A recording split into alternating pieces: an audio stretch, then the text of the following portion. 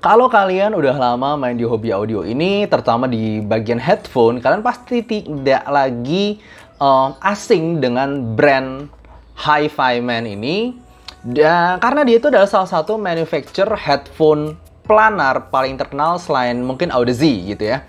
Buat gue nih udah terkenal banget dari dulu, dan ya ciptaan-ciptaannya sendiri memang menarik banget, dan mereka bikin itu bukan dari harga total puluhan juta juga, tapi juga under 10 juta juga ada, seperti HiFiMan HM400 ataupun HiFiMan Sundara ini. Jadi halo dan selamat datang di Aftersound Review, dan kali ini gue akan bahas salah satu headphone yang gue langsung ngomong ini adalah headphone yang bener-bener gue suka, dan gue pribadi keracunan. Mungkin suatu saat ketika gue udah nggak banyak jalan-jalan, gue punya tempat kerja yang lebih nyantai lagi, lebih oke lagi, gue sendiri pengen beli headphone. Ini mungkin adalah headphone yang gue mungkin bisa beli sendiri karena gue sangat tertarik. Dan sebelumnya, untuk review kali ini disponsori oleh Mr. Home Audio, toko audio yang ada di Medan. Untuk kalian jadi teman-teman yang di Medan yang nonton video ini bisa cek untuk tokonya sendiri, karena tokonya itu lengkap. Dia jual mulai dari IM, headphone, DAP, DAC, bahkan juga sampai ke aksesoris-aksesoris seperti kabel ataupun ear tips. Jadi itu toko yang lengkap dan bergaransi. Jadi nggak usah ragu lagi untuk kalian tertarik dan mungkin tinggal di Medan, pinginnya pengiriman dekat gitu, bisa cek dulu Mr. Home Audio. Dan gue juga suka sense of namingnya HiFiMan karena dia itu pakai bahasa Sanskerta, Susvara, Deva, Sundara, lalu Arya. Intinya tuh dia memakai bahasa-bahasa Sanskerta yang sebagai gue sendiri orang Indonesia, berdarah Jowo juga mungkin, itu gue ngerasa kayak familiar sama yang budaya-budaya berbahasa-bahasa Sanskerta gitu sendiri. Jadi gue ngerasa homey dengan namanya. Jadi seperti biasa, langsung aja gue akan breakdown review ini mulai dari build, fit, kemudian suaranya. Secara build quality sendiri buat gue dia lumayan bagus, tapi nggak sampai bagus-bagus banget karena ini tetap gabungan antara metal dan plastik. Kelihatan grillnya itu plastik, grillnya itu metal, bagian ini dipegang tuh metal, tapi juga ada beberapa plastik di beberapa bagian yang bikin dia juga ringan. Ini juga metal headband, jadi cukup aman kalian regangin seperti ini. Ini juga hinge-nya juga metal, dan secara kabel dia lumayan tebel dan jujur aja buat gue agak berat, jadi kurang nyaman sih sebenarnya. Lalu kemudian untuk paddingnya sendiri itu dia memakai semacam dua bahan ya, jadi hybrid bahannya. Ini pakai pleather, ini bukan real leather feels-nya, dan ini pakai pleather. Dan bagian dalamnya sendiri juga, yang bagian sini nih, yang tidak menyentuh kuping, itu juga memakai pleather. Jadi bagian fabric itu di bagian yang menyentuh kuping, dan padnya sendiri angled ya. Jadi kalian lihat salah dari bawah begini, itu lihat bagian depannya, bagian yang ngadep ke muka ke depan kita itu lebih tipis dibandingin bagian belakangnya sendiri ini. Bagian belakangnya lebih tebal, dan secara untuk ininya sendiri, mekanismenya sendiri cuma bisa di atas bawah seperti ini, tidak bisa di kanan kiriin ya ini. Lalu kemudian bisa di adjust melalui ini, adjustable di sini. Tapi gue nggak tahu, ini kayaknya emang keras adjustnya. Jadi setiap kali kita adjust tuh ada klik-kliknya gitu. Gue rasa sih kedengeran tuh ya, ada klik. Dan ada sedikit cat yang lotok di sini nih, di tengah-tengah sini. Warnanya jadi bukan hitam, ini warna silver sendiri. Itu gara-gara saking ketatnya dia sendiri sih ketika dia ngelock begitu. Lalu kemudian secara kabel dia juga detachable, pakai 3,5 mm seperti ini ya masing-masingnya. Di kanan dan kiri juga ada.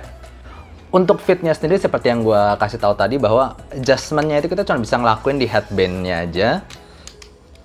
Jadi gue bisa begini, kita tidak bisa muter-muter depannya. Tapi untungnya buat gue ini udah fitnya udah cukup baik sih. Ya ini memang tergantung orang, kadang orang pengennya rada bisa angled juga, bisa di maju mundur kanan kiri gitu ya. Tapi buat gue kalau kayak gini aja ini udah berasa enak. Dan gue udah coba pakai ini, kelihatan ya emang rada gede, tapi buat gue ini beratnya itu nggak berat-berat kayak Audeze. Jadi gue udah coba pakai sekitar 2, 3, 4 jam dan gue nggak ngerasa pegel gimana-gimana. Dan clamping force-nya sendiri gue ngerasa cukup aman, nggak sampai bikin kepala gue ketekan banget. Paling kalau misalnya ada bagian yang gue ngerasa lumayan ketekan, itu lebih ke jaw sini ya, lebih ke bagian sini. Tapi itu pun nggak sampai bikin gue sampai pegel sakit gimana-gimana. Cuma ada berasa kayak tekanan aja. Sementara yang lainnya sendiri buat gue ini enak banget. Cuman ya kabelnya ini loh, kabelnya itu berasa rada berat ketika kalian ingin goyang-goyang kepala. Itu sama kadang-kadang ketahan di kabelnya sendiri. Oke, kalau untuk suaranya sendiri gue pakai iBasso DX160 sebagai source utama gue. Ya gak, gue tahu pasti ada yang ngomong kan, bang itu kan planar, lebih baik pakai ampli. Yes, tapi gue sendiri bukan tipe orang yang suka bawa ampli-ampli, dan buat gue pakai iBasso DX160 ini di high gain volume 70 to 80, jadi belum nyampe 100 itu udah dapetin volume yang cukup kencang dan power yang cukup oke. Bassnya juga merasa asik, jadi ya tentunya gue sangat menyarankan kalau kalian mau dapetin lebih baik lagi, pasti pakai amplifier, dedicated amplifier. Tapi buat gue pakai iBasso DX160 ini udah sangat meracuni gue, dan buat gue udah cukup. Tapi ya kembali ke kalian lagi masing-masing. Dan buat gue memang secara suara, kalau kalian udah lihat beberapa frekuensi response, gue sendiri belum punya alatnya untuk measure frekuensi response untuk headphone. Tapi kalau kalian lihat yang dibikin Crinacle atau beberapa orang lainnya, itu dia punya frekuensi response yang cukup serupa. Jadi gue yakin ya cukup begitulah tipenya. Dia tuh neutral, headphone yang neutral, tapi tidak kehilangan suara dinamisnya, emosinya. Lalu kemudian juga dia, buat gue nih headphone yang gampangnya disebut lengkap dari atas sampai bawah. Itu lengkap, mulai dari bassnya extension dalam dapat, gebuk dapat, lalu kemudian vokalnya bening, detail, balance dan treble extended, dan overall ya suaranya gue bisa ngomong tonalitinya ini neutral tapi tidak menghilangkan sensasi funnya itu. Yuk kita bahas satu-satu, mulai dari bassnya. Ini bukan bass yang buat bass yang jujur. Kalau misalnya lagunya itu punya gebukan sub bass yang bagus, contohnya beberapa lagu EDM atau bahkan lagunya Imagine Dragons saja yang Enemy, itu dari awal lu udah dapet gebukan sub bass yang bagus di sini, mukul sampai dalam, kontrol sangat baik, cepet gitu.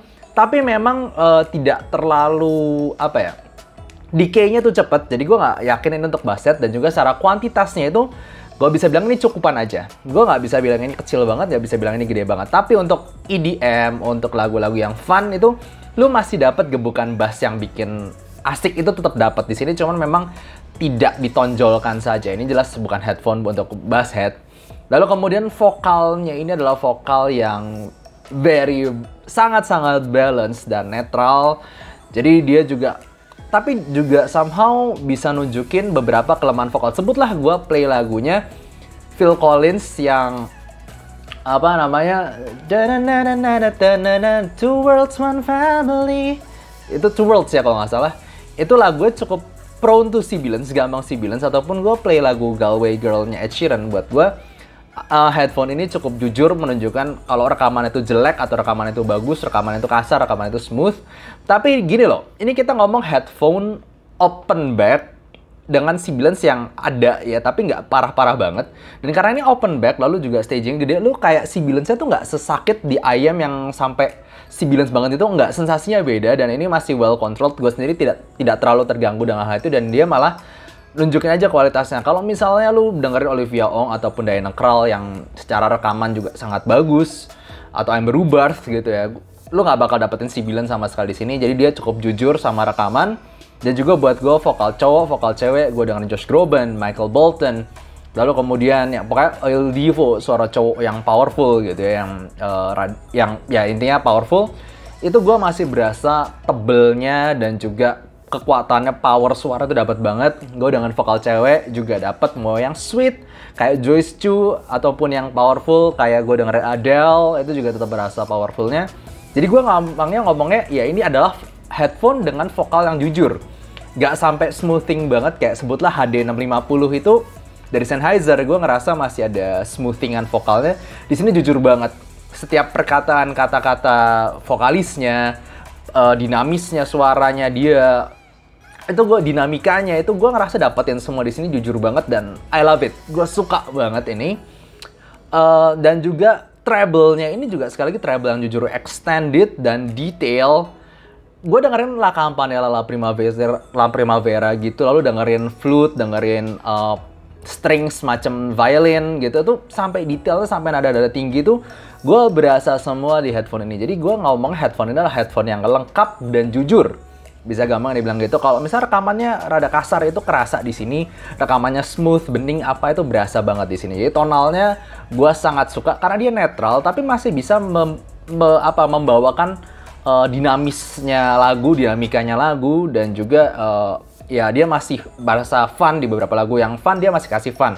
Tidak apa ya buat gue, kalau misalnya gue denger Etymotic atau Swanergy yang neutral-ish itu kan buat gue emosinya kurang berasa, tapi di sini lebih berasa. Jadi gue suka banget sih ini tuningan seperti ini. Kalau mungkin gue bisa kasih rank ke headphone tonal gitu, gue bisa ngomong ini S lah mungkin. Karena saking lengkapnya dari atas sampai bawah, gue nggak ngerasain ada frekuensi yang kurang sama sekali. Dan juga kemudian kalau kita ngomong teknikal, kita ngomong kan ini harga sekitar 5 jutaan, $350 kalau di luar. Di Indonesia rata-rata dijual sekitar 5,2 jutaan. Gue lihat sih 5,2 jutaan ya. Dan headphone ini ya jujur aja, headphone teknikal terbaik di harga 5 jutaan yang gue pernah coba. Yes, gue nggak terlalu banyak review headphone di channel ini, tapi percayalah gue udah cobain banyak headphone, termasuk yang legendaris di harga 6 juta, sebutlah Sennheiser HD600 ataupun HD650. Buat gue ini headphone lebih extended, lebih neutral, lebih bening, soundstage-nya lebih gede. Ya buat gue simply better daripada dua legenda itu. Cuman kalau kita ngomongin secara timbre mungkin, ataupun secara apa ya, tekstur vokal, gue ngerasa HD650 dan HD600 itu lebih smooth lagi dibandingin headphone ini. Tapi extensionnya, detailnya, bla bla bla, teknikal, gue ngerasa itu udah beda level, dan mereka berdua itu cukup berat di drive. Gue pernah coba di X160 itu nggak bisa. Di sini lebih gampang di drive. Jadi ya, apalagi harus gue ngomong, ini headphone bener-bener bagus. Karena gini, gue cobain berbagai macam lagu, itu gue nggak pernah ngerasa kayak, wow ini kurang banget nih. Gue ngerasa kayak apapun itu ya, mungkin ada yang nggak sampai jelek, cuman kayak, yes, okay, that's okay. Nggak sampai jelek-jelek banget.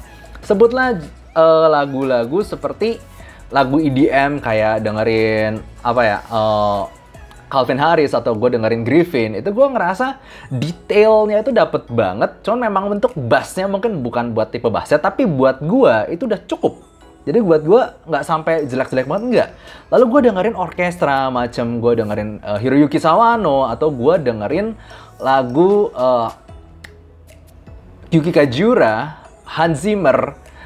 Itu gue ngerasa kayak, wah itu instrumentalnya gue semua dapet, emosinya dapet, megahnya dapet. Waduh, gue ngerasa kayak komplit banget. Gue dengerin Alfie Rev di sini tuh gue langsung wah kebayang, gue sampai merinding sendiri denger Wonder Indonesia, The Beauty of Bali, sama Spirit of Papua di sini. Ini gue merinding banget denger sini. Jadi ya intinya kita sampai pada kesimpulannya aja. Untuk pros-nya buat gue headphone ini itu jelas secara build quality gue ngerasain oke, dan juga fit-nya juga oke. Dan juga suaranya luar biasa. Buat gue, untuk lu yang suka neutral tuning tapi extended atas bawah, lu pengen dapat semua detail di harga segini, kayaknya gue nggak yakin lu bisa nemuin headphone lain di harga segini yang segini lengkapnya. Cuman kalau kita ngomong cons itu, buat gue tetap ke ini ya.